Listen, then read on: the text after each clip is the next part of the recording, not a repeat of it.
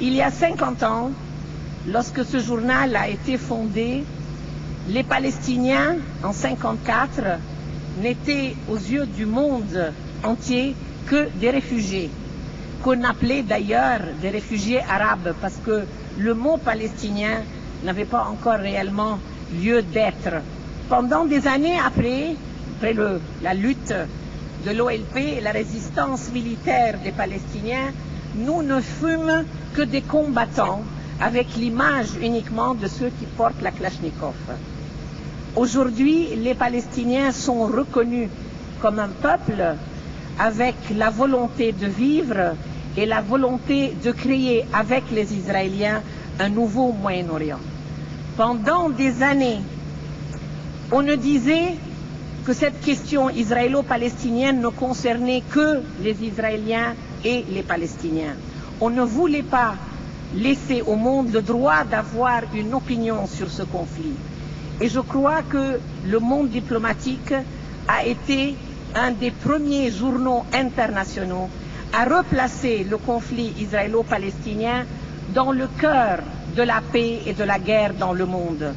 À dire que s'il a une signification, ce n'est pas parce qu'il s'agit seulement de l'avenir d'un peuple ou de l'autre, mais de l'avenir de l'humanité. Et je voudrais donc rendre hommage à cette vision, avant les autres, de la place centrale de la Palestine et d'Israël que le monde diplomatique a accordé en donnant dans les pages du journal la voix à tous ceux qui ont voulu parler de ce conflit. Et permettez-moi, pour vous le dire, de convier à mes côtés Ghazi. Parce que je voudrais vous dire combien je suis persuadée, malgré toutes les analyses qui semblent aujourd'hui tellement difficiles, que nous avons un combat commun. Donc, si vous permettez, je vais le ramener sur scène.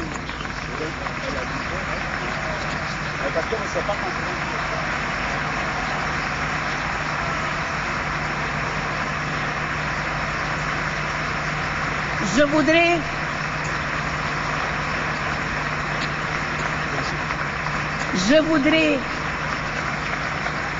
voudrais vous dire que j'ai besoin que Gadi soit à mes côtés. J'ai besoin qu'il soit à mes côtés parce que je pense que notre combat est commun. Et que lorsque dans la presse politique et pas diplomatique, on nous dit aujourd'hui combien aujourd'hui le désespoir des rapports de force nous enlève toute possibilité d'espoir dans les jours qui viennent, combien je suis persuadée que le combat des deux sociétés, et je voudrais vous parler de celui-là, est aujourd'hui l'avenir, pas seulement des Palestiniens et des Israéliens, mais le vôtre aussi.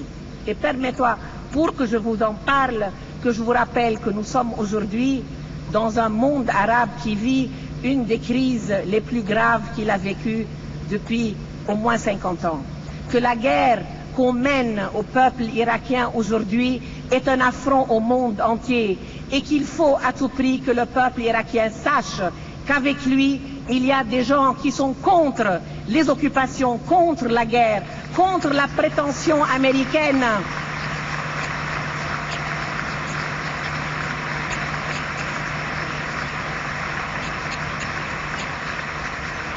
Contre la prétention américaine de faire la guerre aux armements de destruction massifs parce que c'était un mensonge et que, comme l'a dit tout à l'heure la présidente d'Amnesty, les armes de destruction massive, c'est tout ce qui humilie les hommes aujourd'hui.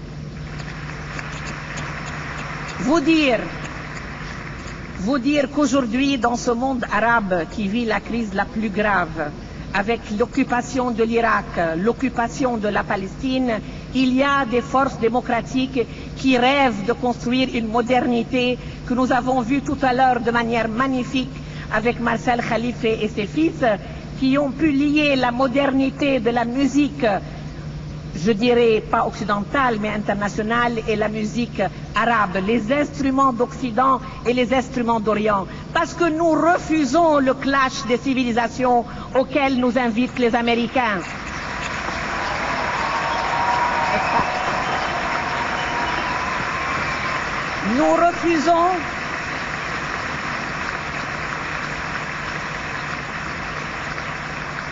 Nous Nous refusons cette vision du monde qui nous vient d'outre-Atlantique et qui veut nous faire croire que nos civilisations s'affrontent au lieu de nous dire qu'elles s'enrichissent.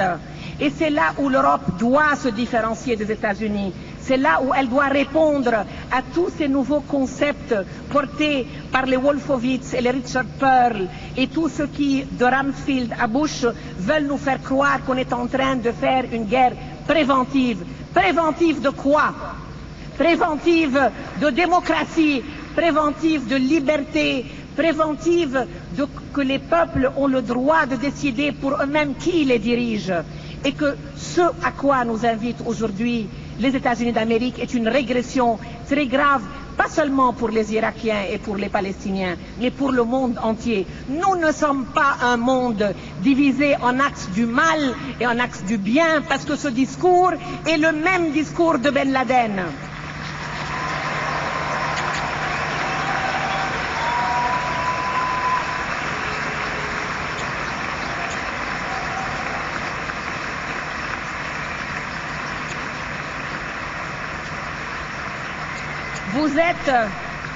Vous êtes, vous, les lecteurs du monde diplomatique, les réseaux des amis du monde diplomatique.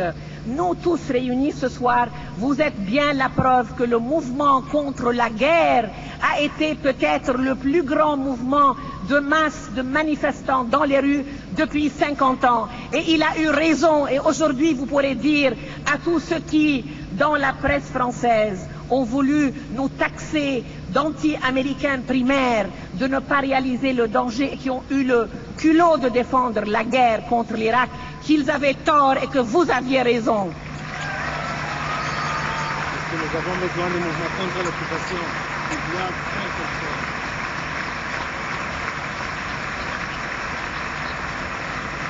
Mais aujourd'hui, je crois que ce travail du monde diplomatique, de réflexion, de pensée, que Jacques Derrida décrivait tellement bien tout à l'heure, doit être aussi celui de l'avenir. Si le mouvement altermondialiste se retrouvait dans les analyses en profondeur, les analyses économiques, géostratégiques, culturelles, politiques, je dirais de l'information et de la communication que le monde diplomatique nous offre, c'est parce que c'est de ce genre de réflexion dont nous avons besoin aujourd'hui. Et le mouvement altermondialiste, nous l'avons vu à Porto Alegre, à Seattle, à Bombay, à travers toutes les réunions, à Saint-Denis pour le mouvement social, pour le Front social européen, a intégré le combat des militants israéliens et des militants palestiniens parce qu'ils savent qu'il est au cœur de la construction de la paix dans le monde. Aujourd'hui, je pense que le défi à l'Europe ne peut plus être évité. Il faut que l'Europe décide aujourd'hui, après s'être élargie à 25, si elle veut partager la vision américaine d'un clash de civilisation, d'un affrontement des cultures, de guerres qui se prétendent des guerres pour installer ce qu'ils appellent le Grand Moyen-Orient. On se demande, est-ce qu'on vraiment on peut amener les démocraties sur le dos des chars? Ce défi, il est aussi le vôtre. Parce que s'il y a eu une évolution aujourd'hui dans la société européenne, c'est le fait que les citoyens sont devenus les premiers acteurs politiques de leur destin. Et ce destin ne doit pas reconnaître la frontière entre le nord et le sud. Si aujourd'hui, nous deux, nous clôturons toutes ces résistances, c'est parce que je pense que le monde diplomatique a réalisé que la paix israélo-palestinienne, c'est aussi la paix de tous ceux qui se sont niés pendant des années et qui sont en train d'apprendre ce que Gadi vous a donné comme terme qui est ta'ayush. Ta'ayush en arabe, c'est coexister, c'est vivre ensemble. C'est l'organisation à laquelle il appartient et dont il vous a parlé. Elle est au-delà de son importance numérico-électorale. Elle est avant tout une leçon de coexistence et de vie. Ne laissez pas ce combat israélo-palestinien de construction de coexistence seul.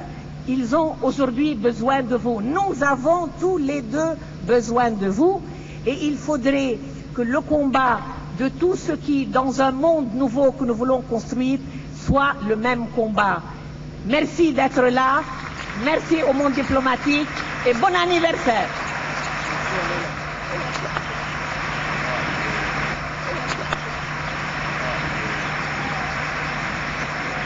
Et nous finirons par gagner.